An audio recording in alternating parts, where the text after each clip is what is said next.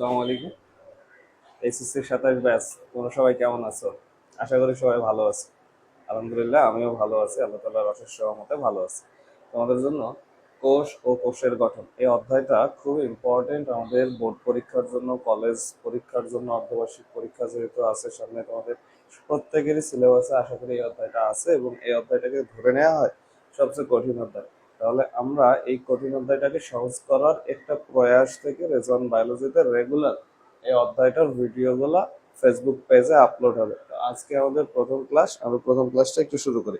তাহলে দেখো, কোষের অধ্যায়ের শিরোনামটা হচ্ছে কোষ ও কোষের গঠন। কোষ ও কোষের গঠন। তাহলে প্রথম শব্দ যেটা, সেটা দিয়ে আমরা শুরু করতেছি যে কোষ কাকে বলে। তোমরা ছোটবেলায় পড়ে আসছো নবম দশম শ্রেণীতে, কোষ কাকে বলে। কোষ হচ্ছে জীবদের গঠন ও কাজের একক। তোমরা যেটা বলো কোষ কাকে বলে, জীবদের, আচ্ছা আমি একটু লিখি, জীবদের গঠন ও কাজের একক, এটাকেই কোষ বলা হয়। আগে ছোটবেলায় এতটুকু বললে হইতো, এখনো এতটুকু বললেই হবে। আমি আপাতত এতটুকুকে মেনে নিলাম, কিন্তু ক নম্বরের জন্য আসলে আমরা এতটুকু লিখলে হবে না। তাহলে কোষ কাকে বলে এটা আমরা বলতে পারলাম। এখন আমি তোমাদেরকে যদি প্রশ্ন করি যে কোষ দেখছো কখনো, আমরা পড়াশোনা করব ফিল দা বায়োলজি, বায়োলজিকে ফিল নিয়ে, এটাকে বাস্তবিক লাইফে মেলায় পড়বো ইনশাল্লাহ। তাহলে কেউ কি জীবনে কোনোদিন কোষ দেখছো? এটার উত্তরে তোমরা এক একজন এক এক রকমের উত্তর দিবে। অনেকে বলবে যে ভাই এটাকে তো অণুবীক্ষণ যন্ত্র ছাড়া দেখা সম্ভব নয়। আমি বলি তোমরা প্রত্যেকেই কোষ দেখছো, জাস্ট খালি নামটা জানো না। তাহলে একটা কোষ আমরা প্রত্যেকে দেখছি, তাহলে কোনটাকে কোষ বলা হয়? তাহলে একটা আদর্শ কোষের উদাহরণ হচ্ছে একটা ডিম। কি?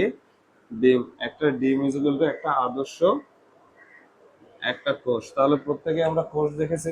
তাহলে প্রত্যেকে আমরা যে যে কোষ পড়তে আসছি, তার মানে কি পড়তে আসছি? লিটারালি একটা ডিম পড়তে আসছি। একটা কোষের উদাহরণ কি? একটা ডিম। এবং আমরা ছোটবেলায় নবম দশম শ্রেণীতে থাকতে এই কথাগুলো শিখছিলাম।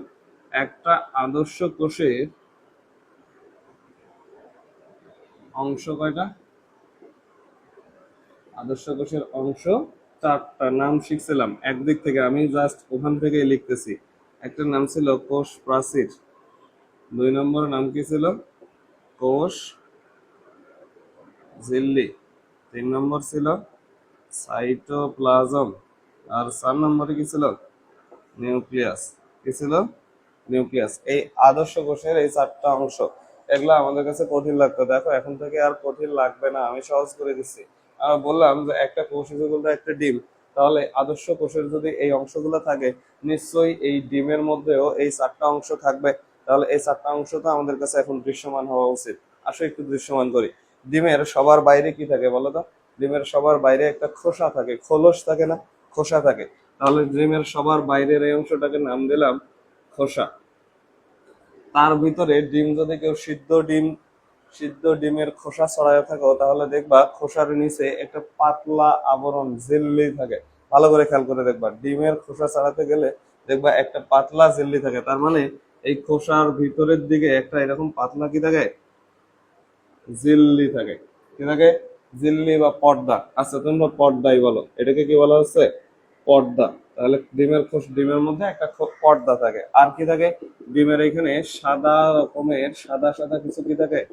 তরল পদার্থ থাকে। কি থাকে? সাদা কিছু তরল পদার্থ থাকে, যেটাকে সিদ্ধ করলে সাদা হয়ে যায় শক্ত হয়ে। আর যদি কাঁচা ডিম ভেঙে থাকো, তাহলে পানির মতো যেটা লাগবে। এটাকে কি বলি আমরা? রস বলি, রস বা পানি। আচ্ছা, রস বা পানি, ডিমের রস বা পানি। আর সবার ভিতরে কি থাকে? সবার ভিতরে একটা সুন্দর কুসুম থাকে। কি থাকে? কুসুম। তাহলে দেখো, একটা ডিমের মধ্যে কি কি পাইলা তুমি? ডিমের মধ্যে সবার বাইরের দিকে খোসা, তারপরে একটা পর্দা থাকে, তারপরে কিছু পানি বা রস থাকে, পানি বা রস থাকে, আর সবার শেষে ভিতরের দিকে একটা কি থাকে? কুসুম থাকে। এই যে আমরা বলতেছি খোসা, এই খোসাটাকেই তোমার বইয়ের ভাষায় কি বলা হয়?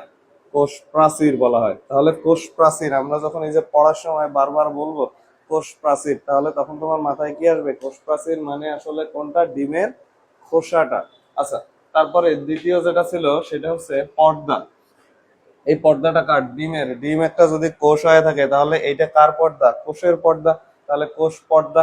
তাহলে এটাই হচ্ছে আমাদের কোষঝিল্লি বা কোষ পর্দা অথবা সেল মেমব্রেন, এগুলাকে একত্রে কি বলা হয়? Cell membrane. তারপরে যেটা পানি পাইতা ডিম সিদ্ধ করলে যেটা সাদা হয়ে যায়, এটাই আমাদের বইয়ের ভাষায় কি? সাইটোপ্লাজম। কি এটা? সাইটোপ্লাজম। আর সবার শেষে কুসুম নামে যেটা জিনিস থাকতো ডিমে, ওইটাকেই তোমার আমার বইয়ে কি বলা হয়? নিউক্লিয়াস বলা হয়। আশা করি এখন তোমার কাছে এই জিনিসগুলা ভিজুয়াল হয়েছে, বাস্তবিক পড়তে গেলে মনে হবে কোষ প্রাচীর মানে কি? ডিমের খোসা। কোষ ঝিল্লি বা কোষ পর্দা মানে কি? ডিমে যে পর্দাটা থাকে ওইটা। সাইটোপ্লাজম মানে কি? আগে এই জিনিসগুলা বোধহয় গায়েবী মনে হতো। সাইটোপ্লাজম মানে কি? সাইটোপ্লাজম মানে ওই ডিমের সাদা তরল অংশটা। আর নিউক্লিয়াস মানে কি? কুসুম অংশটা। তাহলে এই জিনিসটা কি এখন ক্লিয়ার? এখন দেখো আমি এই জায়গাটাতে দাঁড়ায় তোমাকে জিজ্ঞেস করলাম যে ভাই বলো তো, যে একটা আদর্শ কোষের কয়টা অংশ থাকে, কি কি উপাদান থাকে? তুমি নির্দ্বিধায় বলতে পারবে যে ডিম একটা আদর্শ কোষ, ডিমের অংশগুলো একদিক থেকে বলা শুরু করো। কোষ প্রাচীর, সাইটোপ্লাজম, এই কোষ প্রাচীর, কোষ পর্দা, সাইটোপ্লাজম আর নিউক্লিয়াস। বুঝছো? আচ্ছা, আশা করি বুঝছো। তাহলে এইটা আমাদের ডিমের সাথে মিলায় রাখলে মনে থাকবে। দেখো আমাদের পড়াশোনাগুলো আমরা শুরুতেই বলছি যে আমরা এখানে পড়বো কিভাবে? Feel the biology. বায়োলজিকে ফিল করে করে পড়বো। তাহলে এই অংশগুলো এখন আর আশা করি মুখস্থ করা লাগবে না। এখান থেকে আরেকটা জিনিস আমরা শিখবো। এদিকে এই ডিমের অংশটুকু মিশাই দিলাম, যে আমরা এই অংশটুকু বুঝছি আশা করি। কুসুম মানে নিউক্লিয়াস। এখন এই যে চারটা উপাদান আছে, এই চারটা উপাদানের মধ্যে এই শেষের তিনটা উপাদান মানে 2, 3 আর 4 নম্বর উপাদান, এই তিনটা উপাদানকে একত্রে বলা হয় প্রোটোপ্লাজম। কি বলা হয়? প্রোটোপ্লাজম। তাহলে তোমাকে যদি এখন পরীক্ষা প্রশ্ন করে প্রোটোপ্লাজম কাকে বলে, তাহলে পরীক্ষায় প্রশ্ন করবে কিন্তু প্রোটোপ্লাজম কাকে বলে। তাহলে প্রোটোপ্লাজম কাকে বলে তুমি অ্যান্সার কি দিবা?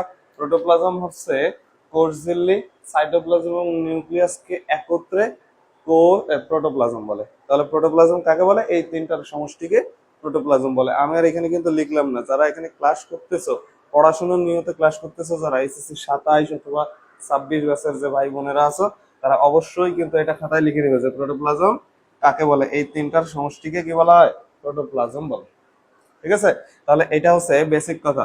আর এই যে কোষ প্রাচীর, এই কোষ প্রাচীরটা কি সজীব না নির্জীব? সজীব মানে কি? জীবন আছে। নির্জীব মানে জীবন নাই। বলতো এই চারটা উপাদানের মধ্যে কোষ প্রাচীরটাতে কি জীবন আছে? মানে এটা কি জড় বস্তু না জীবীয় বস্তু? নিঃসন্দেহে এটা জড় বস্তু। এটা কি বস্তু? জড় বস্তু। জড় মানে কি? এটা খাওয়া যায় না। আর এই তিনটা উপাদান সজীব না? তাহলে সজীব উপাদানগুলা খাওয়া যায়। পরীক্ষায় প্রশ্ন এভাবেও জিজ্ঞেস করবে, এই কোন উপাদানটা নির্জীব, অথবা কোন উপাদানটা আদর্শ কোষের কোন অংশটা সজীব। তাহলে সজীব কোনগুলা? প্রোটোপ্লাজমটা পুরাটাই কি সজীব। আর নির্জীব কোনটা বা জড় কোনটা? ওই উপরের দিকের কোষ প্রাচীর। আশা করি বুঝছো। এই কথাটা পুরাটাই বেসিক। এই বেসিক কথাটুকু যদি বোঝো, এখন তোমার জন্য পরের পড়াগুলো বোঝা খুব সোজা। আচ্ছা, তাহলে এই হচ্ছে কোষ। তাহলে কোষ কাকে বলে যেটা আমরা শিখতেছিলাম, তাহলে মিশাই দিলাম সব। কোষ কাকে বলে? তাহলে কোষ কাকে বলে এটা তোমরা লুইস সিকেভিজের একটা সংজ্ঞা পড়ে আসছো। কি ছিল সেই সংজ্ঞাটা? কোষ হচ্ছে, এই যে এই কথাগুলো ঠিকই আছে, জীবের গঠন ও কাজের একক যা বৈষম্য বেদ্য পর্দা দ্বারা আবৃত থাকে ও অন্য কোনো সজীব মাধ্যম ছাড়াই প্রজননে সক্ষম, তাকে কি বলে? কোষ বলে।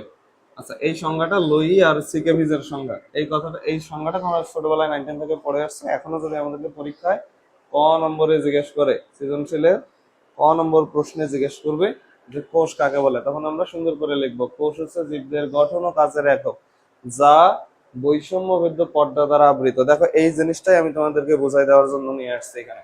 এইখানে যে বললো বৈষম্যবেদ্য পর্দা, এই বৈষম্যবেদ্য পর্দা মানে কোন পর্দাটার কথা হচ্ছে? কিছুক্ষণ আগে ডিমের খোসার নিচে যে পর্দাটা ছিল, সেই পর্দাটার কথা বলা হচ্ছে। এটা বৈষম্যবেদ্য, কিছু জিনিসকে বাইরে বেরোতে দেয়, কিছু জিনিসকে বাইরে বেরোতে দেয় না। না মানে বৈষম্য করলো না, সবাইকে বাইরে হইতে দিচ্ছে না, আবার সবাইকে ঢুকতেও দিচ্ছে না ভিতরে, কিছু জিনিস সিলেক্টিভ কিছু জিনিসকে দেয়, তাই এটাকে বলা হয় বৈষম্যবদ্ধ।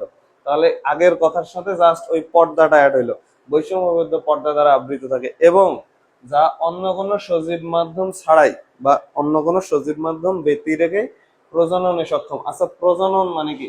প্রজনন মানে বাচ্চা হওয়া, একটা থেকে দুইটা হওয়া, সক্ষম তাদেরকে কোষ বলে। এখন এইখানে অন্য কোনো সজীব মাধ্যম বলতে কি বোঝানো হলো? একটা ডিম থেকে বাচ্চা বের হবে, প্রজনন, এটাই তো প্রজনন। তো তখন কি সে বলছে যে এই ডিমটাকে একটা মাধ্যমে রাখা লাগবে, ধরো পানিতে ডুবাই রাখা লাগবে? মাধ্যম মানে তো এগুলাই, পানি, বাতাস, এগুলো লাগবে নাকি? লাগবে না তো। কোনো নিজস্ব কোনো মাধ্যম ছাড়াই ওরা কি করতে পারে?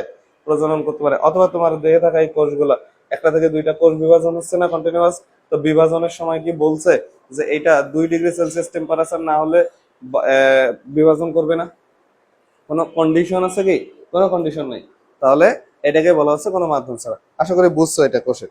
আচ্ছা এখন আসো, কোষের এই বেসিক কথাটুকু যদি বুঝে থাকি, কোষ বিদ্যাকে কি বলা হয়? তোমরা ছোটবেলায় পড়ে আসছো, 9-10 পড়ে আসছো, তোমরা আমাকে একটু বলো তো, কোষ বিদ্যা, কোষ বিদ্যাকে ইংলিশে কি বলা হয়? কোষ বিদ্যাকে, তাহলে দেখো কোষ বিদ্যাকে তোমাদের যাদের মনে নেই তারা একটু শোনো, কোষ বিদ্যাকে ইংলিশে বলা হয় সাইটোলজি। কি বলা হয়? সাইটোলজি। তোমরা অলরেডি জানো এই লজি কথাটার বাংলা অর্থ কি? এই যে এদিকে বায়োলজি লিখছিলাম না, বায়োলজি, বায়ো মানে জীবন, লজি মানে বিদ্যা, বিদ্যা, বিদ্যা মানে লজি। তাহলে এইখানে কোষ বিদ্যার ইংলিশ শব্দ যখন লিখলাম সাইটোলজি, তাহলে লজি কথাটার বাংলা অর্থ কি দাঁড়াইলো? বিদ্যা। তার মানে লজি ইজ ইকুয়াল টু বিদ্যা। তাহলে সাইটো কথাটার বাংলা অর্থ কি? সাইটো কথাটার বাংলা অর্থ হচ্ছে কোষ। তাহলে সবাই খাতায় এক সাইডে লিখে রাখো, সাইটো ইজ ইকুয়াল টু কোষ। যত জায়গায় আমরা সাইটো কথাটা পাবো তত জায়গাতেই আমরা বলবো সাইটো মানে কোষ। কিছুক্ষণ আগে দেখো একটা জিনিস পড়ে আসছিলাম, সাইটোপ্লাজম, প্লাজমা মানে রস আর সাইটো মানে কোষ। তাহলে কোষের রস, তাই ওইটাকে একত্রে প্লাজমা সন্ধি করে হয়েছিল সাইটোপ্লাজম। আশা করি বুঝছো। তাহলে সাইটো মানে কোষ, এই কথাটা মনে রাখবা। আচ্ছা তাহলে সাইটোলজি বা কোষ বিদ্যা কাকে বলে? এটা তোমরা ছোটবেলা থেকে শিখে আসছো। কোষ বিদ্যা কাকে বলে? যে বিজ্ঞানের যে শাখায় কোষ নিয়ে গবেষণা, আলোচনা, পড়াশোনা হবে, এগুলাকে কি বলা হয়? কোষ বিদ্যা বলা হয়, তাই তো? আচ্ছা এটা হচ্ছে কোষ বিদ্যা। এখন কথা হচ্ছে এই কোষ আবিষ্কার করলো কে? এই ইতিহাসটা আমাদেরকে একটু জানতে হবে, যে কোষ আবিষ্কারের ইতিহাস। কোষ আবিষ্কারের ইতিহাস যদি আমরা জানতে চাই তাহলে প্রথমেই যে নামটা আসবে, রবার্ট হুকের নাম আসবে। কার নাম? Robert Hooke. বলো, রবার্ট হুক একটা যে বিখ্যাত জিনিসের আবিষ্কারক, কি সেই বিখ্যাত জিনিসটা? সে যে জিনিসটার আবিষ্কারক সেটা হচ্ছে অণুবীক্ষণ যন্ত্র। কি? অণুবীক্ষণ যন্ত্র। রবার্ট হুক অণুবীক্ষণ যন্ত্রের আবিষ্কারক। তাহলে অণুবীক্ষণ যন্ত্র মানে কি? দেখো এখানে দুইটা শব্দ, একটা অণু আর একটা বীক্ষণ। অণু মানে ছোট আর বীক্ষণ মানে দেখা যায়। তাহলে অণুবীক্ষণ যন্ত্রের কাজ কি? ছোট জিনিস দেখা যায়, শব্দটার মধ্যে আছে, কিন্তু এই অ্যানালাইসিস করাটা শিখতে হবে। এই জন্যই তুমি আমার এখানে ক্লাস করতে আসছো। আমি যখন এখানে পড়াবো প্রত্যেকটা শব্দকে অ্যানালাইসিস করে পড়াবো, আশা করি আর পরবর্তীতে এই শব্দগুলো দেখলে তোমার অসুবিধা হবে না ইনশাল্লাহ। তাহলে অণুবীক্ষণ যন্ত্রের আবিষ্কারককে? Robert Hooke. এখন ধরো তুমি যদি অণুবীক্ষণ যন্ত্রের আবিষ্কারক হইতা, তুমি কি করতা? একটা নতুন জিনিস কেউ আবিষ্কার করলে ওইটা নিয়ে আগ্রহর কি শেষ আছে? সে অণুবীক্ষণ যন্ত্র আবিষ্কার করছে, একটা ছোট্ট জিনিস, চুল নিয়ে যায় দিলে বট গাছের মতো বড় দেখা যাচ্ছে। সে প্রত্যেকটা এটা ওটা প্রতিদিন দিয়ে দেখার ট্রাই করবে না, দেখি এটা কেমন দেখা যায়। একবার চুল দিবে, আরেকবার একটা ভাতের দানা নিয়ে যায় দিবে, চিনি দানা নিয়ে যায় দিবে, দেখি কেমন দেখা যায়। তুমি আমি হলে যা করতাম তাই। তাহলে এই রবার্ট হুক অণুবীক্ষণ যন্ত্রের নিচে একটা ল্যাবরেটরি, গবেষণাগার, ওদের দেশে তো গবেষণাগারের অভাব নাই, গবেষণাগারে এরকম ঢাকনা থাকে না? হোমিওপ্যাথিক ওষুধ যখন আমরা কিনি, দেখবা ওদের এই ঢাকনা গুলাকে ওরা কি বলে? সিপি বলে। কি বলে? সিপি। তাহলে এইরকম ওদের ঢাকনা, এই যারা হোমিওপ্যাথিক ওষুধ বিক্রি করে ওদের কিন্তু এই ঢাকনাগুলো কি দিয়ে তৈরি? ওদের এই ঢাকনাগুলা কাঠ দিয়ে তৈরি। কি দিয়ে তৈরি? কাঠ। তাহলে কাঠ দিয়ে তৈরি এই ঢাকনাটা, এটাকে বলা হয় কি? কাঠের সিপি। তাহলে রবার্ট হুক এই গবেষণাগারে থাকা বোতলগুলার যে ঢাকনা, কাঠের সিপিটাকে নিচে নিয়ে ছোট্ট পাতলা করে একটা অংশ কেটে ফেলছে। তো পাতলা করে একটা অংশ কাটলে এরকম গোল দেখা যাবে না? পাতলা করে এই অংশটা কেটে নিছি, কাঠের গুড়ির মতো গোল দেখা যাবে না, গোল দেখা গেছে। এই পাতলা জিনিসটাকে নিয়ে যায় সে কোথায় দেখতেছে, অনুবীক্ষণ যন্ত্রের নিচে দেখতেছে। তো অনুবীক্ষণ যন্ত্রের নিচে যখন এই কাঠের সিপিটাকে দেখবে পাতলা করে কেটে নেওয়া, ওইটাকে বড় দেখা যাবে না? অবশ্যই বড় দেখা যাবে। তাহলে তখন দেখা গেল সে এরকম কিছু জিনিস দেখতে পেল, এরকম এরকম কিছু জিনিস দেখা গেল।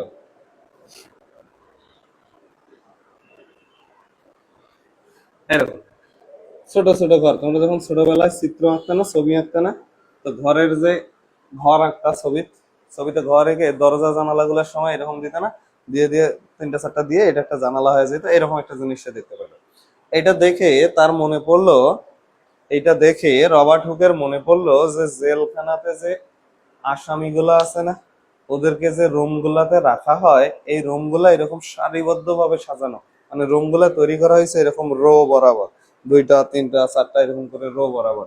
তো এগুলা দেখতে তার, এটা দেখেই তার তৎক্ষণাৎ মনে পড়লো জেলখানায় থাকা কয়েদিদের যে রুম গুলা, সেগুলা ওই রুম গুলাকে তখন বলা হয়তো সেল। কি বলা হয়তো? সেল। তাহলে সেল শব্দটা কোথা থেকে আসছে? আচ্ছা, তোমরা কি কন্ডেম সেলের নাম শুনছো? শেখ মুজিবুর রহমান তার অসমাপ্ত আত্মজীবনীতে বলছে কন্ডেম সেল।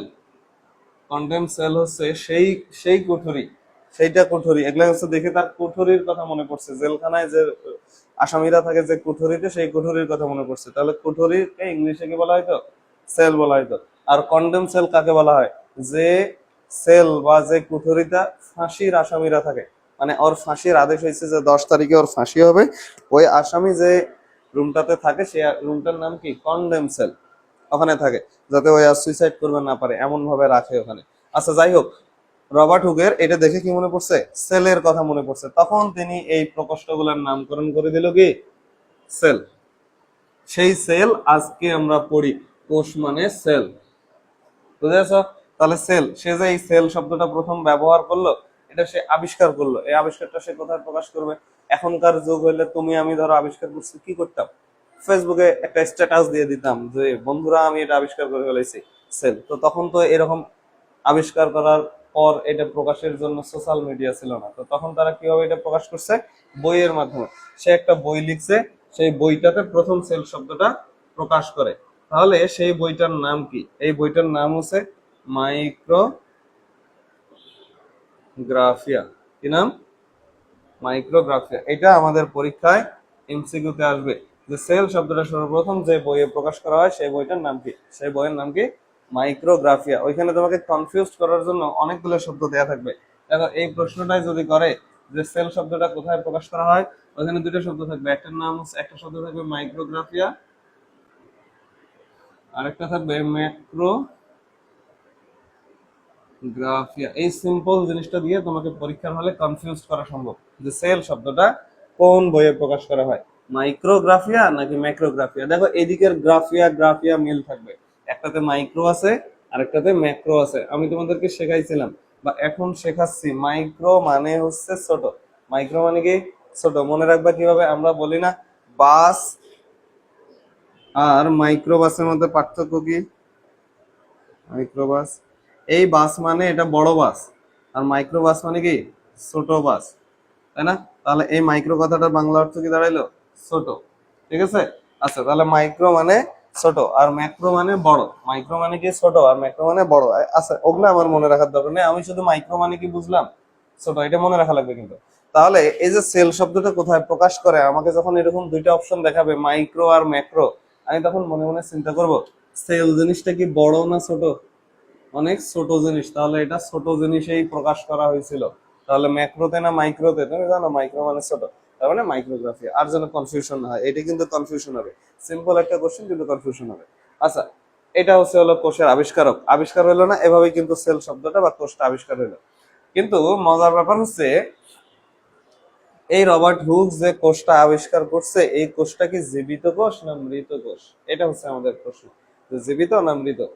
দেখো তো, সে কাঠের সিপি থেকে আবিষ্কার করছিল। এই কাঠের সিপিটা গাছ থেকে আলাদা করা হয়েছে কয়েক শত বছর আগে, কয়েক শত বছর না, কয়েক বছর আগে, তাই না? তো গাছ থেকে যদি আলাদা করা হয়, ওটা কি আর বাঁচি আছে? বাঁচে নাই। তাহলে সে যে সেলটা দেখছিল, রবার্ট হুক যে সেল দেখছিল, এই সেলটা কি কোষ আসলে? মৃত কোষ পর্যবেক্ষণ করে, মৃত কোষ পর্যবেক্ষণ। সে মৃত কোষ পর্যবেক্ষণ করছিল। তাহলে জীবিত কোষ কেউ দেখছে একজন, এই নামটা আমি এদিকে ছোট্ট করে লিখতেছি যাতে তোমাদের মনে থাকে। তাহলে জীবিত কোষ কে দেখে? ওটা তো মৃত কোষ। জীবিত কোষ পর্যবেক্ষণ করে কে?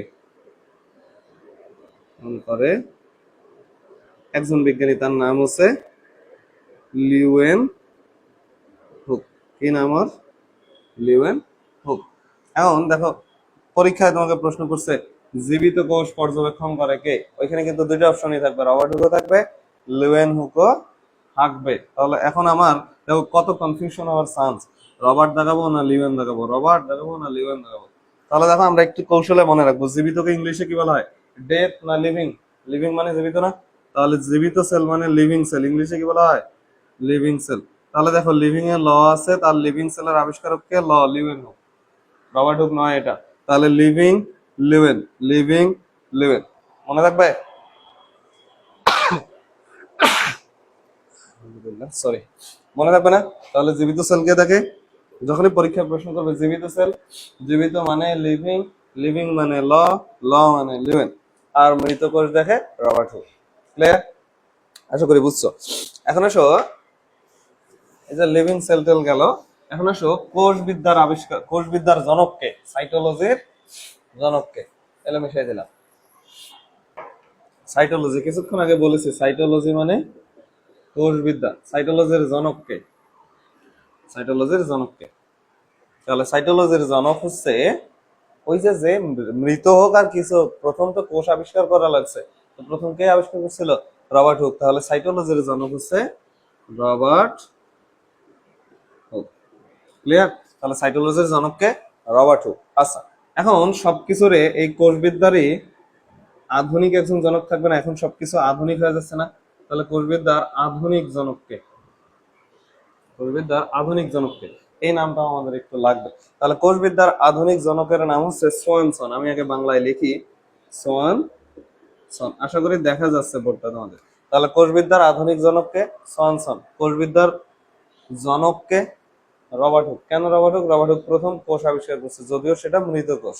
তাহলে আধুনিক জনক সোয়ানসন, এই নামটা মনে রাখা লাগবে। দেখো এখানে কিন্তু এই অধ্যায়টাতে নামের হাট বাজার, অনেক অনেক শত শত নাম, কোটি কোটি হাজার হাজার কোটি কোটি নাম, এই নামগুলো আমাদেরকে একটু কৌশলে শিখতে হবে। লিভিং সেল, লিভিং হুক, ল ল মনে রাখছিলাম, তাই আধুনিক জনকটা মনে থাকবো কিভাবে? দেখো আমরা একটা ছন্দ মনে রাখবো, আমরা সবসময় বলি না আধুনিকতার ছোঁয়া লাগছে, আধুনিকতার ছোঁয়া, এই কথাটা বলি না? আধুনিকতার ছোঁয়া অলওয়েজ কিন্তু আমরা বলি আধুনিকতার ছোঁয়া, আধুনিকতার ছোঁয়া, যে তার মধ্যে একটা আধুনিকতার ছোঁয়া লাগছে। তাহলে আধুনিকতার ছোঁয়া, এটা দিয়ে আমরা মনে রাখবো। যখনই তোমাকে প্রশ্ন করবে আধুনিক জনক, তাহলে এই আধুনিক শব্দটা তোমাকে প্রশ্নে বলছে, পরের শব্দ ছোঁয়া, এই ছোঁয়াতে সনসন। তাহলে আধুনিক জনকের নামকে আধুনিক জনক, তোমাকে প্রশ্নে কিন্তু এই শব্দটা দেয়া থাকবে, কোষবিদ্যার আধুনিক জনককে, এই শব্দটা তোমার কাছে গিভেন, তোমার হাতের কাছে থাকবে। তাহলে আধুনিক জনককে যখনই বলবে কোষবিদ্যার আধুনিক জনক, আধুনিকতার ছোঁয়া, ছোঁয়াতে সোয়ানসন। শেষ। বুঝছো? এমসিকিউ যখনই দিবে আমরা পারবো ইনশাল্লাহ, তোমরা যেহেতু আমার স্টুডেন্ট তোমরা পারবে আশা করি। আচ্ছা, তাহলে এটা হচ্ছে কোষবিদ্যা। এখন কোষ যখন আবিষ্কার হয়েছে তখন একটা তত্ত্ব দেয়া হয়, ওটাকে বলা হয় কোষ তত্ত্ব। কি বলা হয়? কোষ তত্ত্ব। তাহলে কোষ তত্ত্ব বলে একটা টার্ম আছে আমাদের বইয়ে, যেটা থেকে মেডিকেলে প্রিভিয়াস ইয়ারে প্রশ্ন হয়েছে। আমরা একটু শিখিত। কোষ তত্ত্ব বা সেল থিওরি তিনজন বিজ্ঞানী দিয়েছে। কয়জন?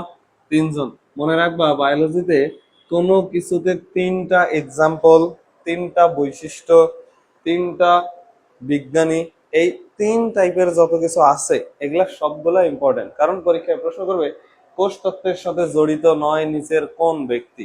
তাহলে তিনজন তো জড়িত, ওদের তিনজনের নাম থাকবে, আর একজন অন্য নাম নিয়ে এসে ঢুকাবে। তার মানে তোমাকে জানা লাগবে কারা কারা জড়িত। তাহলে তিনজন এখানে জড়িত, তাদের নাম কি?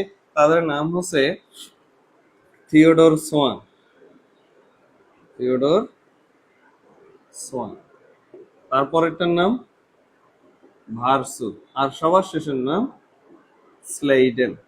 সবার শেষেরটার নাম কি? স্লেইডেন। তাহলে এই কোষ তত্ত্বের সাথে এরা তিনজন জড়িত। এখন আমার এই নামগুলো যে মনে রাখা লাগবে, এগুলো তো আমার হলে বসে মনে থাকবে না, এত এত নামের ভিড়ে। তাহলে দেখো আমরা এটা মনে রাখবো কি দ্বারা? তোমরা জানো না কিছু গাড়ির নাম আছে, টিভিএস গাড়ি, টিভিএস হোন্ডা পাওয়া যায়, তারা জানো নিশ্চয়ই। তাহলে এই সেল থিওরির তিনটা বিজ্ঞানীর নাম মনে রাখবো আমরা টিভিএস দ্বারা। টি তে থিওডোর, ভি তে ভার্সু, আর এস তে স্লাইডেন। ক্লিয়ার? তাহলে এটা আমরা মনে রাখবো, কোষতত্ত্বের সাথে জড়িত বিজ্ঞানীদের নাম কি, এগুলা ওদের নাম। আচ্ছা এখন আসো কিছু স্পেশাল এমসিকিউ যেগুলো আমাদের বারবার আসে, তোমরা কি বুঝতেছো কিছু? আচ্ছা একটু 30 সেকেন্ড।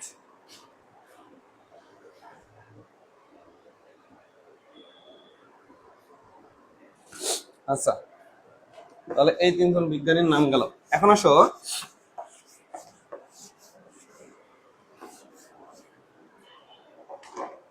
সবচেয়ে ছোট কোষের নাম কি? তাহলে কোষ তো শিখলাম, এখন আসো কিছু এমসিকিউ, এক ঝলকে কিছু এমসিকিউ আসবে, আমাদের বই আছে, আমরা একটু শিখি। তাহলে সবচেয়ে ছোট কোষ এটার নাম কি? সবচেয়ে বড় কোষ এটার নাম কি? আবার মানব দেহে সবচেয়ে বড় কোষের নাম কি? বড় কোষ। তাহলে এই নামগুলো আমরা একটু শিখবো। তাহলে সবচেয়ে বড় কোষ, সবচেয়ে ছোট কোষ, মানব দেহের সবচেয়ে ছোট কোষ, এগুলার নাম কি? আচ্ছা তাহলে দেখো সবচেয়ে ছোট কোষ যেটা, সেটা দিয়ে শুরু করলাম। তাহলে সবচেয়ে ছোট কোষের নাম হচ্ছে মাইকোপ্লাজমা, অথবা এটারই নাম PPLO, pleuropneumonia like organism. Full form হচ্ছে প্লিউরো নিউমোনিয়া লাইক অর্গানিজম। আশা করি দেখা যাচ্ছে। তাহলে সবচেয়ে ছোট কোষের নাম কি? মাইকোপ্লাজমা। এটাকে সংক্ষেপে কি বলা হয়? পিপিএলও, প্লিউরো নিউমোনিয়া লাইক অর্গানিজম, মানে নিউমোনিয়ার মতো দেখতে অর্গানিজম। এটা সবচেয়ে বড় কোষের নাম কি? তোমরা একটু কমন সেন্স খাটাও। কিছুক্ষণ আগে আমি তোমাদেরকে একটা কোষ দেখাইছিলাম, যে একটা কোষের এক্সাম্পল বলো, ডিম ছিল।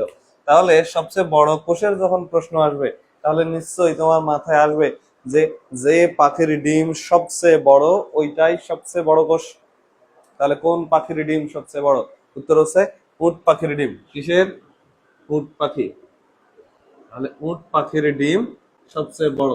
তাহলে উট পাখির ডিম যে বড়, ওটার সাইজ কত? এই সাইজটা ঢাকা ইউনিভার্সিটিতে ভর্তি পরীক্ষায় আসছিল। তাহলে ওটার সাইজ কত? 17 × 12.5 সেন্টিমিটার। এটা ওর আয়তন, এটাও আমাদের লাগবে। আর মানব দেহের সবচেয়ে বড় কোষের নাম কি? মানব দেহের সবচেয়ে বড় কোষের নাম হচ্ছে মোটর নিউরন। কি? নিউরন। দেখো মানব দেহে মানব দেহে মোটর, মানব দেহে মোটর, এমনি মনে রাখবে। তাহলে মানব দেহের সবচেয়ে বড় কোষের নাম কি? Motor neuron. এখন কথা হচ্ছে এটার সাইজ কত? বসো, এটার সাইজ কত? এটার সাইজ, এটার দৈর্ঘ্য হচ্ছে 1.37 মিটার। তাহলে এটা মনে রাখা লাগবে যে এটার দৈর্ঘ্য কত? 1.37 মিটার। এই দিকের সাইজ গুলা দেখো কততে ছিল? সেন্টিমিটারে ছিল। এটা মিটার। এটা মনে রাখার জন্য আমরা একটা কথা বলি, মোটর নিউরনের বিস্তৃতি কত দূর? মোটর নিউরনের বিস্তৃতি হচ্ছে মাথা থেকে, কত থেকে? মাথা থেকে কত দূর? পায়ের বৃদ্ধাঙ্গুলি পর্যন্ত, হেড টু টো পর্যন্ত, পায়ের বৃদ্ধাঙ্গুলি পর্যন্ত। তাহলে মোটর নিউরনের দৈর্ঘ্য যদি মাথা থেকে, আমি এখানে লিখে দিচ্ছি, দেখ, মাথা থেকে কোথায়? মাথা টু পায়ের বৃদ্ধাঙ্গুলি, পায়ের বৃদ্ধাঙ্গুল। তাহলে এটা যদি সত্য হয়ে থাকে, তুমি কোন হিসাবে এটাকে অ্যান্সার করবা যে 1.37 সেন্টিমিটার? এটা কি হওয়া সম্ভব? লজিক্যালি সম্ভব? তোমার ব্রেনকে জিজ্ঞেস করে দেখো তো, যে মাথা থেকে পায়ের আঙ্গুল পর্যন্ত দৈর্ঘ্য হচ্ছে কি কোনোদিন সেন্টিমিটারে হবে? তাহলে এটা কত? মিটার এককে। এটা কিন্তু মনে রাখা লাগবে। এই প্রশ্নটা বারবার জিজ্ঞেস করার একটাই কারণ, তুমি ওই এককটার দিকে খেয়াল রাখতেছো কিনা। বুঝতে পারছো? তাহলে এটা আমাদের সবচেয়ে বড় কোষ। এখন এই সবচেয়ে বড় কোষ মানব দেহে, এইদিকে আরেকটা প্রশ্ন আছে, সেটা হচ্ছে মাজেদা আমার বইয়ের সাথে একটু কন্ট্রোভার্সি আছে। সেটা হচ্ছে উনি বইয়ে বলছে যে সবচেয়ে ছোট কোষটার নাম, যে এখানে বললাম না সবচেয়ে ছোট কোষটার নাম মাইক্রোপ্লাজমা, এটা গাজী আজমল আবার বলছে কি অনুচক্রিকা, আর মাজেদা ম্যাডাম বলছে এটাকে শুক্রাণু। যদি দেখো এই টাইপের অপশন গুলো আছে, তাহলে এটা মাইক্রোপ্লাজমা। আর যদি অনুচক্রিকা শুক্রাণু থাকে, ধরো তিনটায় আছে, তখন আমি কোনটা দেখাবো? তখন আমি অনুচক্রিকা দেখাই দেবো। ঠিক আছে? এখন বলতে পারো যে অনুচক্রিকাটাকে তো কোষেই বলা যায় না, কোষ বলা যায়? যারা ব্লাড পড়ছো তারা হয়তো বলবে যে কণিকা গুলাকে তো কোষ বলা যায় না, কারণ তাদের নিউক্লিয়াস নাই। মজার ব্যাপার হচ্ছে অনুচক্রিকাতে নিউক্লিয়াস আছে, সো তাকে কি বলা যাবে? তাকে কোষ বলা যাবে। তাহলে আজকে এতদূর পর্যন্তই থাক।